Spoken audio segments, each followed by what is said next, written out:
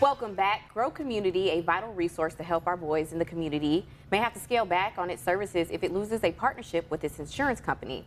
With me to tell us more about GRO is CEO Aaron Mallory. Thank you for joining us today. Thanks for having me.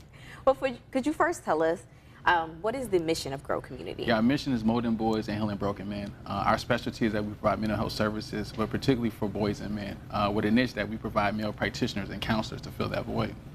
And what are some of those services that GRO offers for these boys and men? Yeah, we provide individual counseling, group counseling, case management services. We also have a workforce development program, working with men coming home from prison, working with first-time offenders who may get a possession of a firearm charge, but also too doing a lot of work around youth that are impacted by gun violence as well.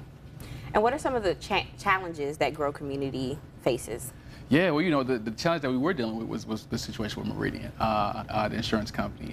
But we've been blessed, you know, we've been able to kind of work through that situation where our contract has been reinstated. And so we can continue to do this work. If that contract wasn't reinstated, we would have lost over 500 clients that we service across the state of Illinois. Wow. Who depended on us for counseling services, families that we work with day in and day out. So it's been a blessing that we've been able to, you know, get this reinstated. Well, congratulations on that reinstatement. What were some of those efforts that y'all, I guess, used to, you know, keep the contract going? Yeah, you know, first I got to give it to God. Like, you know, it was a lot of prayer. You know, I mean, we have a bi-weekly prayer every other Monday with the team where we just, you know, just been going to God. You know, two is that, you know, we've been really just doing a lot of just community organizing, just reaching out to different stakeholders, different elected officials in our different areas that we service, who has been really just helpful through this process. I got to give a shout out to CEBA, Community Behavioral Health Association, one of our trade organizations that help community mental health centers. And also too, we've been writing cards. You know, our clients have really shown up and came out. You know, where they've written cards and just shared how their practitioner, their counselor, their mentor has been there for them, and like to take this away. You know, we work with 90% of our clients are African American males, and so we have African American male practitioners that's going into these homes.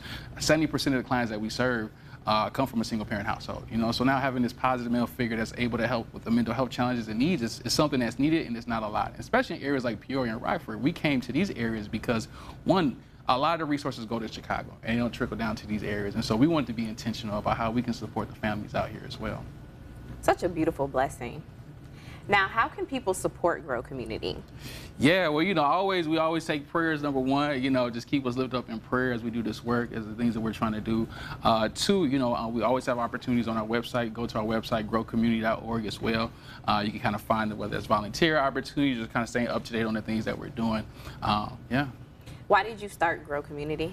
Yeah, well, I'll give you like the really quick story of it is that as a social worker, I would go into different spaces, and oftentimes I would be the only male social worker on the teams that I worked at. And I would go into homes, and moms would be like, "Hey, can you work with my other son? Can you work with my nephew?" Wow. It would just be because, like, oftentimes I would be the only positive male figure going into the household, and being able to help their sons, and just how the, you know, kids would gravitate to me. I go to the school, and oftentimes the only African American male going into these schools and working with these African American boys. You know, so for me, I just saw like, hey, if there's a way where we can have African American male practitioners, clinicians to fill this void and create this change, you know, I think that could be the start. You know, number one, oftentimes there's still a stigma around mental health in our community.